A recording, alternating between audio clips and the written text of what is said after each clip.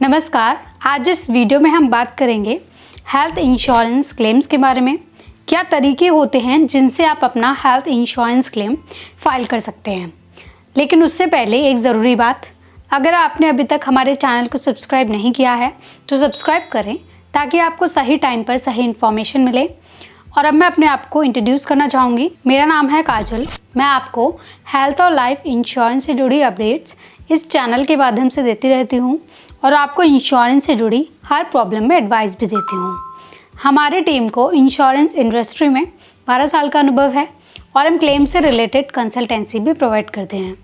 चलिए शुरू करते हैं आज की वीडियो। फ्रेंड्स, क्लेम फाइल करने के बेसिकली 2 तरीके होते हैं। पहला होता है कैशलेस, दूसरा होता है रिएम्बर्समेंट। कैशलेस का मतलब है इसमें आपको अपनी जेब से कोई भी कैश देने की ज़रूरत नहीं है।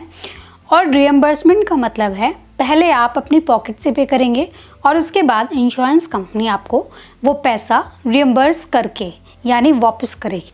अब वीडियो में आगे बढ़ते हुए आपको डीपली डिफाइन करते हैं कैशलेस क्या होता है और इसको आप कैसे यूज़ कर सकते हैं। दोस्तों, किसी भी इंजरी, एक्सीडेंट और प्लान सर्जरी केस में आप एक प्रोवाइडर नेटवर्क हॉस्पिटल जिससे इंश्योरेंस कंपनीज का टाई अप होता है उसमें जाके एडमिट हो सकते हैं। उन पर्टिकुलर हॉस्पिटल केसेस में टैरिफ जो है वो इंश्योरेंस कंपनी और हॉस्पिटल के बीच में प्री डिसाइडेड होता है और आपको अपनी पॉकेट से कुछ भी पे करने की ज़रूरत नहीं होती है। अब आता है claim intimation. Cashless insurance claim के केसेस में क्लेम इंटीमेशन TPA डेस्क द्वारा ही प्रोवाइड किया जाता है। इसमें आपको इंटीमेशन देने की कोई ज़रूरत नहीं होती है। जो हॉस्पिटल की TPA डेस्क के कर्मचारी हैं वो आपकी पॉलिसी डिटेल्स, आपका कंसल्टेशन और आपकी ID के द्वारा इंटीमेशन इंश्योरेंस कंपनी को देते हैं। दूसरा है प्री ऑथराइजेशन। प्री ऑथराइजेशन उस पर्टिकुलर अप्रूवल को कहा जाता है जो इंश्योरेंस कंपनी आपके एडमिशन के टाइम पे आपके हॉस्पिटल को प्रोवाइड करती है। इसमें एक अमाउंट हॉस्पिटल को प्री ऑथराइज किया जाता है कि उस अमाउंट के एक्सपेंसेस हॉस्पिटल को अप्रूव किए जा रहे हैं। थर्ड होता है फाइनल अप्रूवल। आपके डिस्चार्ज से पहले हॉस्पिटल आपके सारे डॉक्यूमेंट्स इंश्योरेंस कंपनी को सबमिट करता है। एक फाइनल अप्रूवल हॉस्पिटल को मिलता है जिसमें एक अमाउंट मेंशन होता है।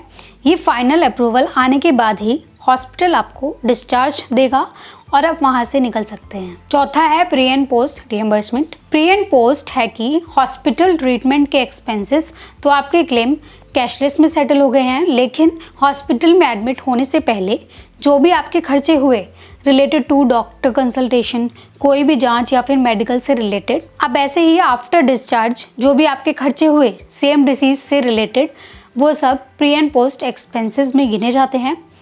Pre and post expenses file करने के लिए आपको क्लेम फॉर्म भर के रिएम्बर्समेंट के लिए अप्लाई करना होगा। अब चलिए हम आते हैं reimbursement type health insurance claims पर।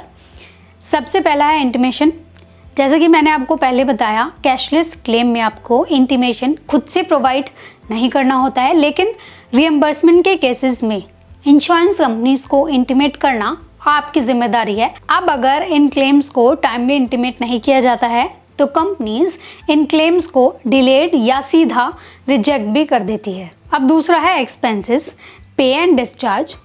रिएम्बर्समेंट के केस में आपको सारे खर्चे अपनी पॉकेट से पे करने पड़ेंगे और उसके बाद आप हॉस्पिटल से डिस्चार्ज ले सकते हैं। थर्ड है फाइलिंग फॉर क्लेम। ध्यान रखें, डिस्चार्ज होने के 10 से 15 दिनों के अंदर इंश्योर करें कि सारे डॉक्यूमेंट्स के साथ ड्यूली फिल्ड क्लेम फॉर्म्स आप अपने इंश्योरेंस कंपनी को जमा करें।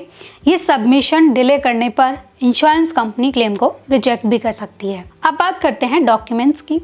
रिएम्बर्समेंट क्लेम्स में क्या डिफरेंट है कैशलेस क्लेम से। कैशलेस क्लेम में हॉस्पिटल के TPA डेस्क वाले सारे के सारे डॉक्यूमेंट इंश्योरेंस कंपनी को प्रोवाइड कर देते हैं, लेकिन रिएम्बर्समेंट के केस में ये आपको खुद करने पड़ते हैं।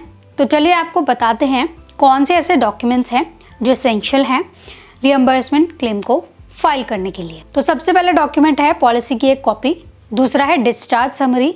जैसे कि आपको पता है किसी भी हॉस्पिटलाइजेशन की सारी जानकारी डिस्चार्ज समरी में मेंशन होती है, जैसे आपके एडमिशन की डेट ऑफ डिस्चार्ज, आपको क्या डिजीज़ डायग्नोज हुई, कोर्स ऑफ हॉस्पिटलाइजेशन में क्या कोर्स ऑफ मेडिसिन आपकी ट्रीटमेंट में यूज़ हुआ, क्या कोर्स ऑफ एक्शन लिया गया और आपकी जो कंडीशन है at the time of discharge, ये सब चीज़ें डिस्चार्ज समरी में मेंशन होती है। ये एक मैंडेटरी डॉक्यूमेंट है। थर्ड है बिल। बिल्स में आता है आपका हॉस्पिटल का मेन बिल, इसके अलावा आपकी फार्मेसी के बिल। बट इसके लिए ध्यान रखिएगा कि अगर मेन बिल्स में ऑलरेडी फार्मेसी के चार्जेस बिल्ड हैं तो इनको दोबारा क्लेम ना करें, इनको एक ही सिंगल बिल में लिंक करें। फिर आते हैं आपके pre and post bills. Pre and post जैसे कि हमने आपको पहले बताया, हॉस्पिटलाइजेशन से पहले और बाद के खर्चे। एक और बहुत इंपॉर्टेंट डॉक्यूमेंट है, किसी भी रोड ट्रैफिक एक्सीडेंट या इंजरी के केसेस में कई बार इंश्योरेंस कंपनीज ये इंश्योर करती हैं कि आप एफआईआर और एमएलसी डॉक्यूमेंट ज़रूर अपलोड करें। अब लास्ट एंड सबसे इम्पॉर्टेंट डॉक्यूमेंट होता है क्लेम फॉर्म। अब ये क्लेम फॉर्म क्या होता है? हेल्थ इंश्योरेंस में क्लेम फॉर्म 2 पार्ट्स में अवेलेबल होता है जो आपको भरना होता है, part A and part B. Part A insured को यानी आपको भरना होता है और उसमें जिस तरह के डिटेल्स चाहिए सारे इन्हीं डॉक्यूमेंट्स में से आपको अवेलेबल होती है। अब पार्ट बी जो होता है वो आपके हॉस्पिटल को भर के देना होता है।